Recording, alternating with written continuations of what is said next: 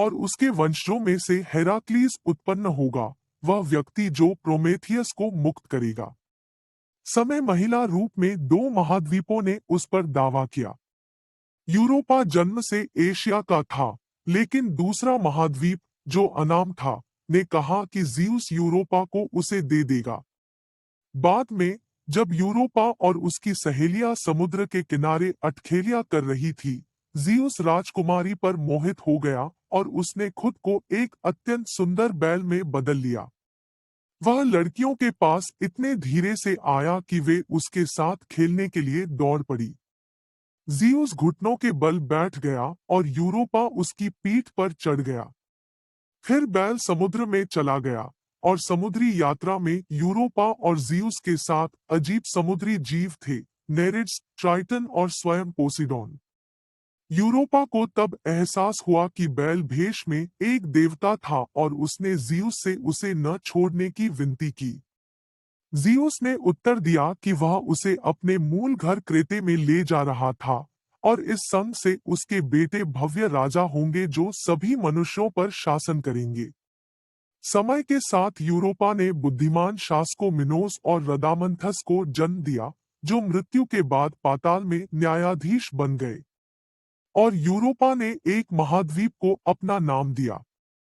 अपनी विजयों के बावजूद ज़ीउस अपनी कामुक गतिविधियों में हमेशा सफल नहीं रहा।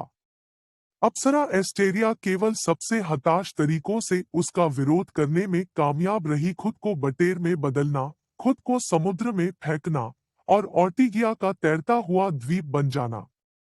एक अवसर पर ज़ीउस ने स्वयं अप्सरा थेटिस को त्याग दिया जब उसे पता चला कि वह अपने पिता से भी बड़े बेटे को जन्म देगी। इसके अलावा ज़ीउस का आकर्षण केवल महिलाओं तक ही सीमित नहीं था, क्योंकि जब उसे युवा गैनीमेड से प्यार हो गया तो उसने अपने ईगल द्वारा लड़के का अपहरण कर लिया और कब्बियर के रूप में सेवा करने के लिए ओलिंप में लाया। विश्लेषण पिछले अनुभागों में हमने ज़ीउस की शक्ति को देवताओं के राजा और मनुष्यों को न्याय देने वाले के रूप में देखा है, लेकिन यहाँ हम उसे एक प्रजननकर्ता के रूप में देखते हैं। जैसा कि H.J. रोज ने बताया है, यूनानियों के पास ज़ीउस को या तो बहुपत्नी या बहुपत्नी बनाने का विकल्प था, क्योंकि ऑलफादर की भूमिका उसके लिए अपरिहार्य थी। ज़ीउस ने पत्नियां प्राप्त कर ली थी क्योंकि उसकी पूजा एक इलाके से दूसरे इलाके में फैल गई थी और उसे प्रत्येक प्रांतीय पृथ्वी देवी से शादी करनी थी। हालांकि बहुविवाह यूनानियों के लिए विदेशी और अस्वीकार्य था, इसलिए उन्हें उसे कामुक बनाना पड़ा। वही राजसी देवता जिसने 7 महान ओलंपियनों को जन्म दिया, उसने कई मनुष्यों को भी जन्म दिया और कई शासक या शक्तिशाली परिवारों ने अपने वंश को ज़ीउस से जोड़ा। इसलिए यदि हेरा के साथ उसकी लड़ाई और उसके धोखे ने उसकी गरिमा को कम कर दिया, तो यह वह कीमत थी जो यूनानियों ने अपने शानदार परिवार के पेड़ों के लिए चुकाई थी। ज़ीउस के बारे में मिथक मुख्य रूप से देवताओं और मनुष्यों पर उसका प्रभुत्व स्थापित करने से संबंधित है। ओलंपियन पैंथियन में उनकी प्रधानता काफी हद तक इस तथ्य से प्रमाणित होती है कि उन्होंने 7 प्रमुख देवताओं को जन्म दिया। एक बार फिर हम देवताओं का मानवीकरण देखते हैं। ज़ीउस और हेरा का व्यक्तित्व अलग है और पारिवारिक स्थिति यथार्थवादी है।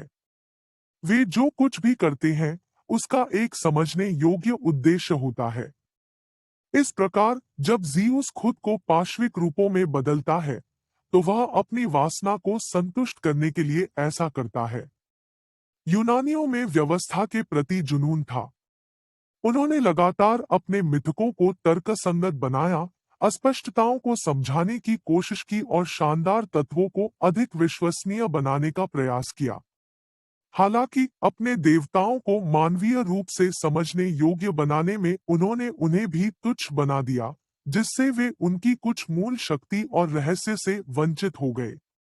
कोई ग्रीक देवताओं के बारे में मसालेदार उपाख्यानों के साथ कई गपशप कॉलम भर सकता है, जैसे कि वे अंतर्राष्ट्रीय सेट के अमर संस्करण थे।